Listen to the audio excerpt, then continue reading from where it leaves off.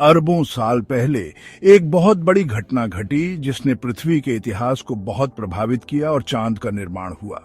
यह घटना, एक बहुत बड़ी टक्कर, ने हमारे ग्रह को नया आकार दिया और उस आकाशीय साथी को बनाया जिसे अब हम रात के आकाश में देखते हैं। दशकों से वैज्ञानिकों ने चांद के निर्माण के सटीक तरीकों पर बहस की है, लेकिन हाल ही की खोजें और उन्नत सिमुलेशन इस प्राचीन ब्रह्मांडीय रहस्य पर नया प्रकाश डाल रहे हैं। आइए इनमें से कुछ सिद्धांतों के बारे में जानें। सौर मंडल के शुरुआती चरणों में वातावरण बेहद अस्त व्यस्त था।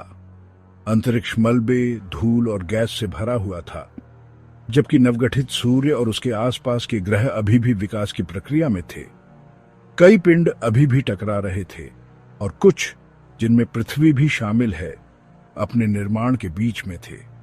इस समय पृथ्वी स्वयं एक पिघला हुआ अस्थिर ग्रह था, जिसकी सतह पर लगातार चट्टान और बर्फ के टुकड़े गिर रहे थे। ग्रह अभी भी विकसित हो रहा था और आज हम जिस स्थिर वातावरण का अनुभव करते हैं उससे बहुत दूर था।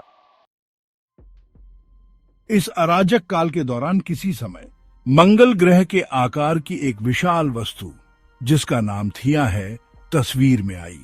थिया पृथ्वी के साथ सीधी टक्कर के रास्ते पर थी।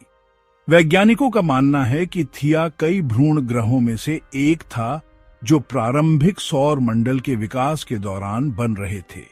थिया और पृथ्वी के बीच टक्कर चल रही ब्रह्मांडीय प्रक्रियाओं का एक हिस्सा थी, जहां वस्तुएं टकराईं और विलीन हो गईं, जिससे नए खगोलीय पिंड बने।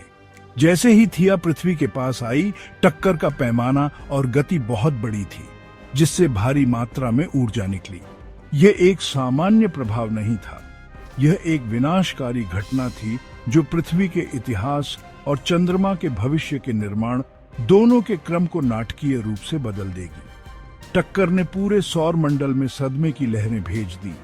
पिघली हुई चट्टान, गैस और मलबा अंतरिक्ष में फैल गया, जिससे मलबे का एक विशाल बादल बन गया।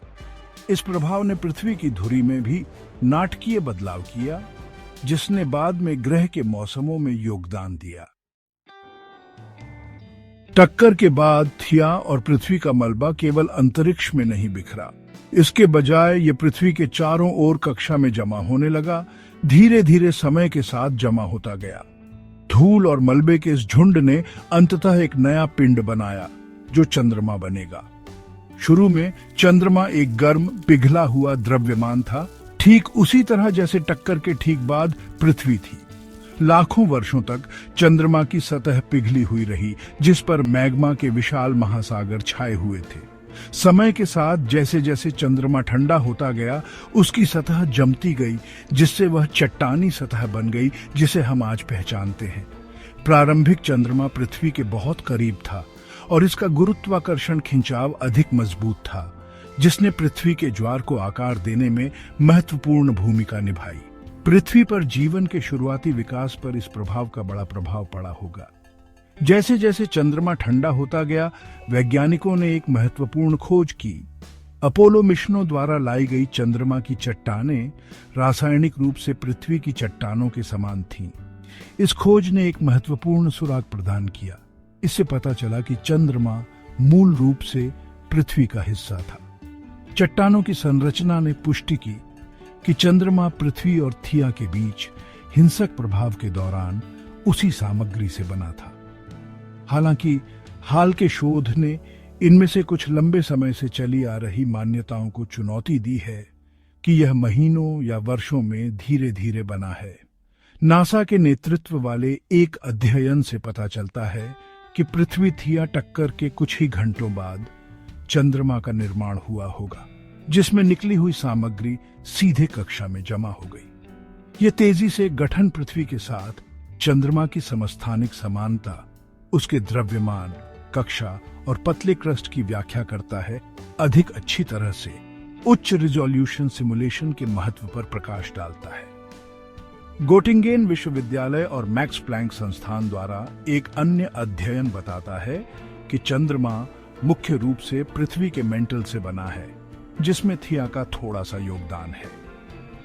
ऑक्सीजन आइसोटोप विश्लेषण से पृथ्वी चंद्रमा के बीच घनिष्ठ मिलान का पता चला, जिसका अर्थ है कि थिया अपना मेंटल खोने के बाद पृथ्वी को धात्विक तोप के गोले की तरह टकराया, पृथ्वी के कोर से जुड़ गया। यह सिद्धांत इस विचार को भी चुनौती देता है कि पृथ्वी का पानी बाद में उल्का पिंडों के माध्यम से आया था, यह प्रस्तावित करते हुए कि यह शुरू से ही मौजूद था, जो एनेस्टेटाइट चॉन्ड्राइट समानताओं द्वारा समर्थित है।